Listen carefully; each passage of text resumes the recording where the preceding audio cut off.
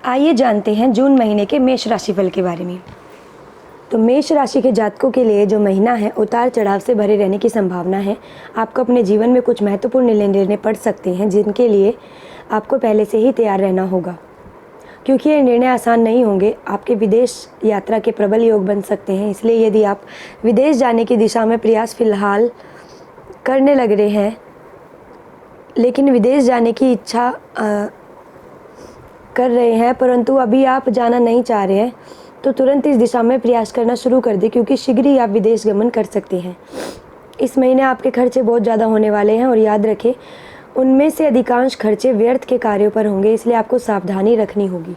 हालांकि अच्छी बात यह है कि इस महीने आपका धन संचय भी होगा, यानी कि खर्चों के साथ साथ आप धन संचय भी कर पाएंगे, जिससे आपको जो बैंक बैलेंस है वो आपका बढ़ सकता है। कुटुंब के मामले में बहुत सारे लोगों की बातचीत होगी। किसी खास महत्वपूर्ण मुद्दे पर कोई बड़ा निर्णय लेने का समय होगा। घर परिवार में कोई ऐसा कार्य हो सकता है जिसमें सभी लोग सम्मिलित होंगे और घर में उत्सव का माहौल रहेगा। आपको अपने क्रोध पर नियंत्रण रखना होगा, क्योंकि यदि आप ऐसा कर पाने में सक्षम नहीं हुए तो आपके रिश्तों में परेशानी आ सकती है। वैवाहिक जीवन में कुछ तनाव बढ़ सकता है और उसकी वजह से आपका जो गुस्सा है वो बढ़ेगा और आपको समझना होगा। प्रेम संबंधों के लिए यह महीना अनुकूल रहेगा।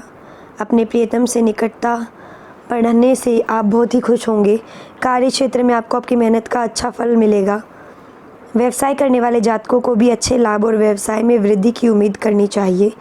स्वास्थ्य पर ध्यान देना आवश्यक होगा, क्योंकि यह आपको परेशान कर सकता है। विद्यार्थी जातकों को मेहनत करनी होगी।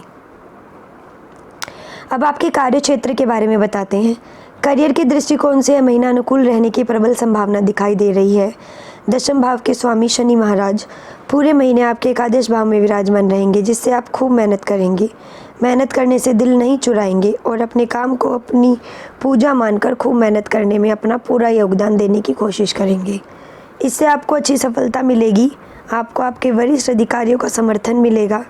उनकी कृपा से आप उनकी कृपा के पात्र बनेंगे। उनसे आपको पदोन्नति प्राप्त होने का तोहफा भी मिल सकता है। वे आपके काम से बहुत अधिक प्रसन्न होंगे, लेकिन जाहिर नहीं करेंगे, इसलिए आपको अपनी समस्याएं यदि कुछ हो तो उनसे कहनी चाहिए, क्योंकि उनका निराकरण हो सकता है।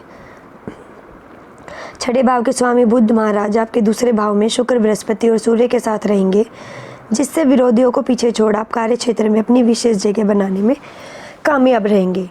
आपका कोई सहकर्मी आपकी आर्थिक मदद कर सकता है। व्यापार करने वाले जातकों के लिए महीना अनुकूल रहने की संभावना है। आपके व्यावसायिक साझेदार से आपके घरेलू संबंध जैसे बन जाएंगे, जिससे आपके बीच निकटता भी होगी। इससे आप अपने व्यापार को और अधिक बेहतर तरीके से समझकर साथ मिलकर आगे बढ़ा पाएंगे।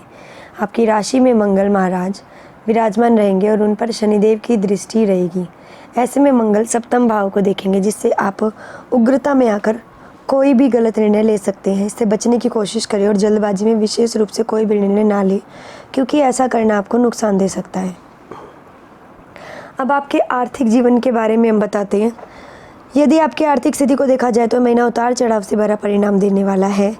राहु महाराज आपके द्वादश भाव में बने रहेंगे, जिससे आपके खर्चे आशातीत नहीं बेतहाशा होंगे। आपके नियंत्रण से बाहर होंगे और आप उन्हें नियंत्रण नहीं कर पाएंगे, जिससे आपके हाथ से धन फिसलने लगेगा। ऐसा हो जाए इससे पूर्व ही आपको चेत जाना चाहिए। दूसरे भाव में सूर्य, बृहस्पति, शुक्र और बुध की उपस्थिति यह इशारा करती है कि यदि आप प्रयास करेंगे तो महीने की शुरुआत में ही आप जो है अपने बैंक बैलेंस को बढ़ा सकते हैं और कुछ धन संचित भी कर पाएंगे। यदि आप व्यापार करते तो व्यापार से भी धन लाभ के योग बनेंगे।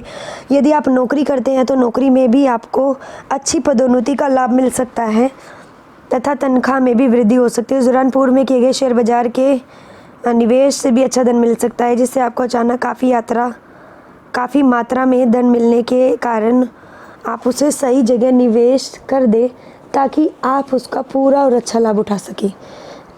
अब आपके स्वास्थ्य के बारे में बताएंगे। यह महीना स्वास्थ्य के दृष्टिकोण से कुछ कमज़ोर रहने की संभावना है। आपकी राशि में मंगल अपनी राशि से होकर आपको स्वस्थ बनाएंगे। आप शारीरिक व्यायाम करने और योग करने पर ध्यान दे सकते हैं। अपने आप को तंदुरुस्त बनाना आपको खुशी देगा। इसके लिए सुबह की सैर अवश्य करें। 12वें भाव में राहु महाराज विराजमान रहेंगे।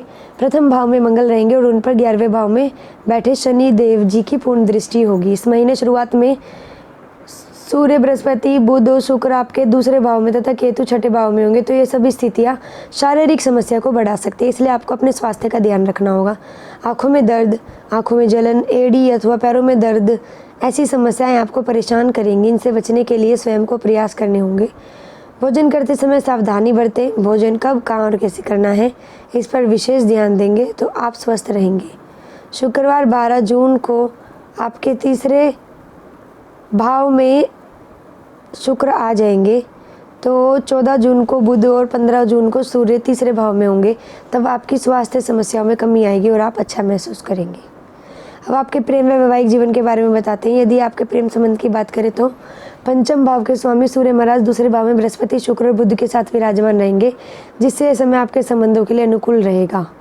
आप अपने प्रियतम से अपने दिल की बात खुलकर कहेंगे और उनसे दिल में अपने दिल की बातें कहकर आप उनके दिल में अपनी जगह बना लेंगे और आप दोनों के बीच निकटता बढ़ेगी।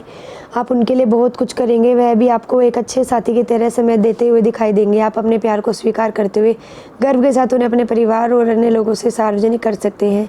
परिवार के लोग, विशेषकर आपके किसी भाई और बहन, खास मित्र का सहयोग भी आपके साथ रहेगा, जिससे आपका रिश्ता परिवार वाले भी सुधार कर सकते हैं और परिवार में खुशियाँ आएंगी। ऐसे समय परिवार वालों की रजामंदी से प्रेम विवाह भी करवा सकता है, इसलिए आप तैयार हो जाइए।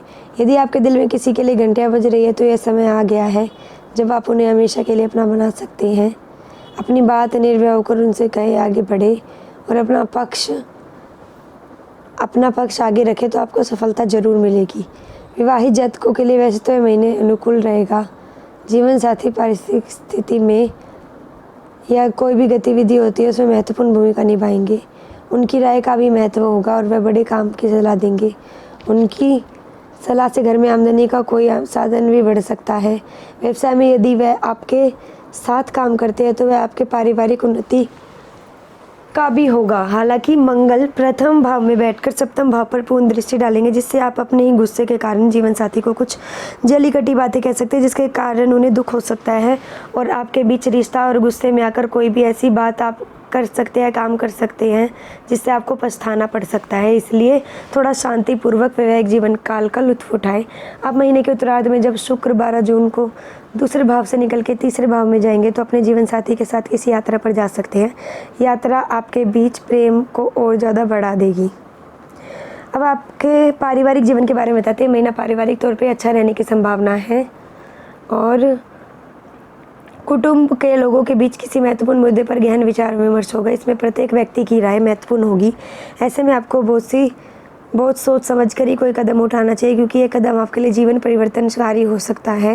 कुछ कठोर निर्णय लेने भी पड़ सकते हैं। विवादों में फंसी हुई कोई ज़मीन या कोई धन का मुद्दा भी उठ सकता है, जिससे आपसी मेल मुलाकात और सामंजस्य दूर होगा। कोई पुरानी संपत्ति विक्रय होने से परिवार के सदस्यों को अच्छी रकम प्राप्त हो सकती है। परिवार में कोई अच्छा कार्यक्रम भी हो सकता है जिसमें